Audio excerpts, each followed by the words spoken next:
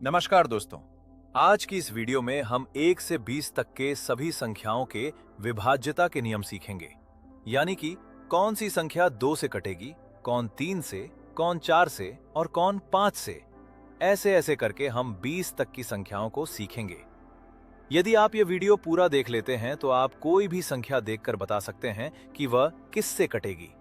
यदि आपको विभाज्यता के नियम अच्छे से आ जाते हैं तो आप भाग, एलसीएम, एचसीएफ, भिन्न, प्रतिशत तथा प्रतियोगी परीक्षाओं के अनेक प्रश्न बहुत आसानी से कर लेंगे। विभाज्यता क्या है?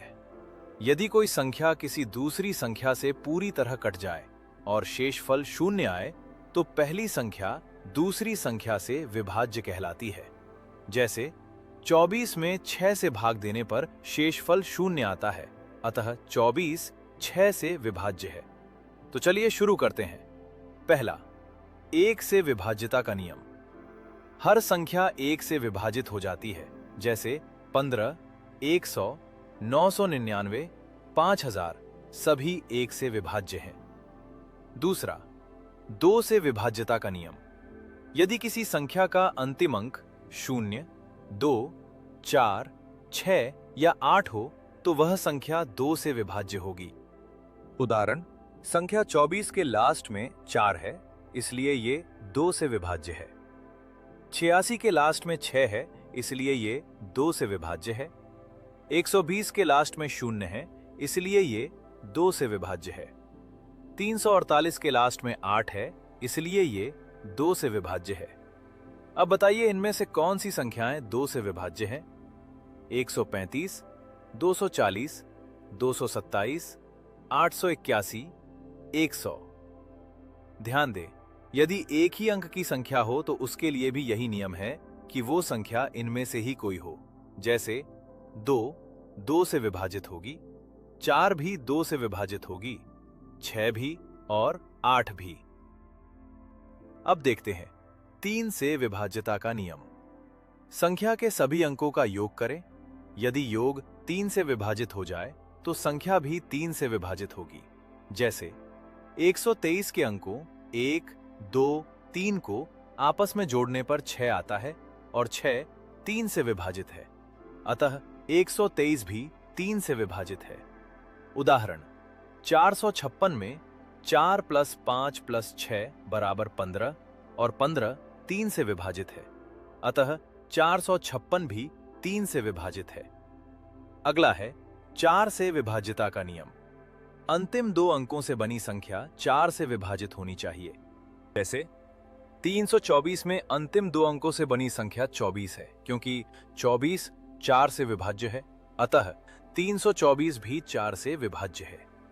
एक और उदाहरण देखते हैं। 512 में अंतिम 2 अंक 12 है और 12 4 से कट जाती है, अतः 512 भी 4 से कट जाएगी, यानी कि 512 4 से विभाज्य है।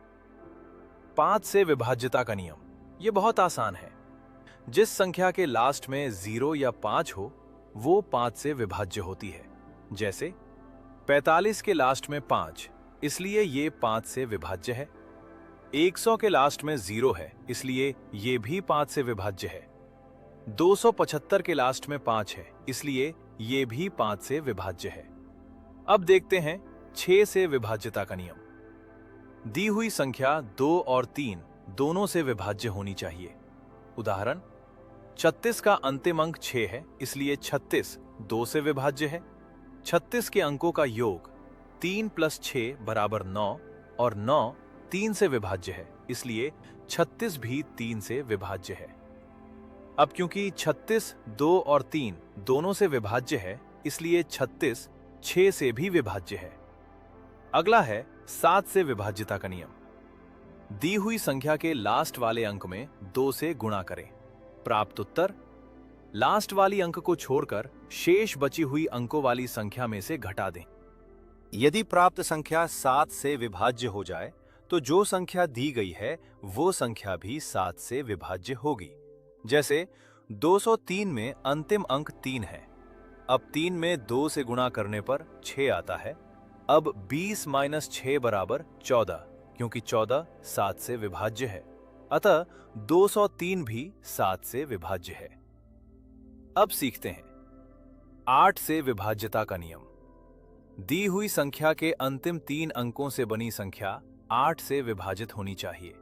जैसे 3128 में अंतिम 3 अंक 128 हैं। अब 128 भागे 8 बराबर 16, यानी कि 128 8 से विभाज्य है।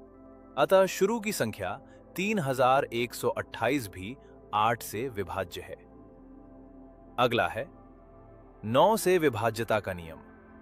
दी हुई संख्या के एक एक अंक को आपस में जोड़ने पर प्राप्त योगफल यानी कि उत्तर यदि 9 से विभाज्य है तो दी हुई संख्या भी 9 से विभाज्य होगी। जैसे 729 में इसके अंकों 7, 2, 9 को जोड़ने पर 18 आता है और 18 9 से विभाज्य है।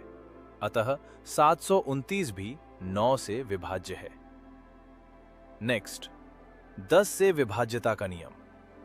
दी हुई संख्या का अंतिम अंक 0 होना चाहिए। जैसे 120, 450, 3000 ये सभी 10 से विभाज्य हैं क्योंकि इन सभी के लास्ट में 0 है। अगला है 11 से विभाज्यता का नियम। दी हुई संख्या के दाहिने ओर से बाईं ओर तक के सम स्थान और विषम स्थान पर जो अंक हैं उन अंकों के योग का अंतर निकालें।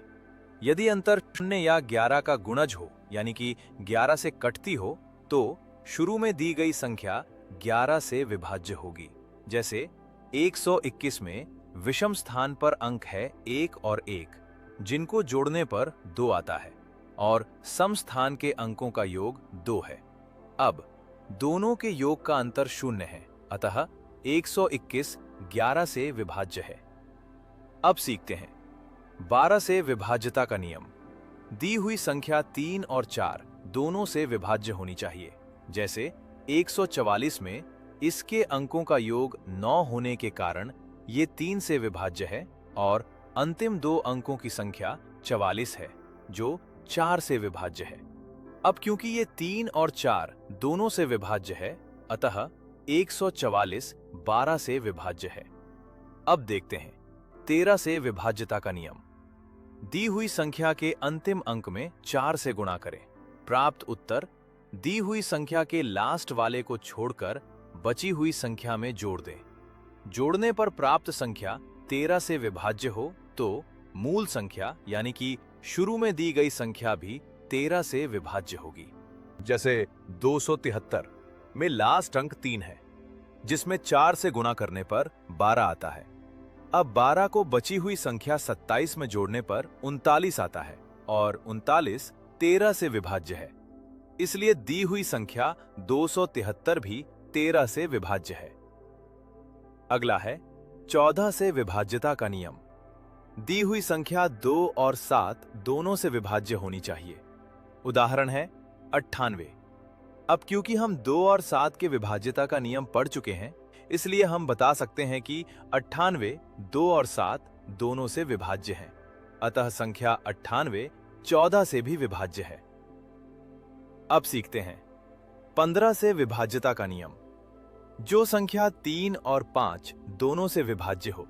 उदाहरण 135 अंकों का योग 9 है और 9 3 से विभाज्य है, इसलिए 135 3 से विभाज्य है।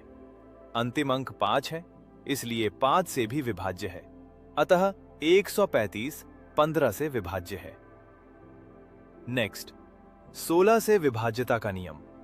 अंतिम 4 अंकों से बनी संख्या 16 से विभाजित होनी चाहिए।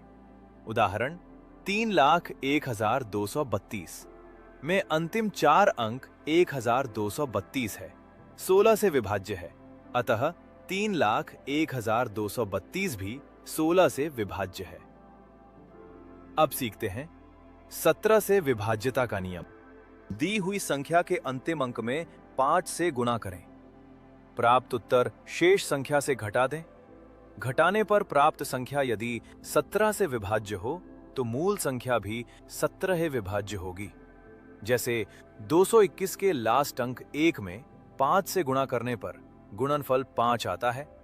अब 5 को शेष संख्या 22 में से घटाने पर 17 आता है और 17 17 से विभाज्य है।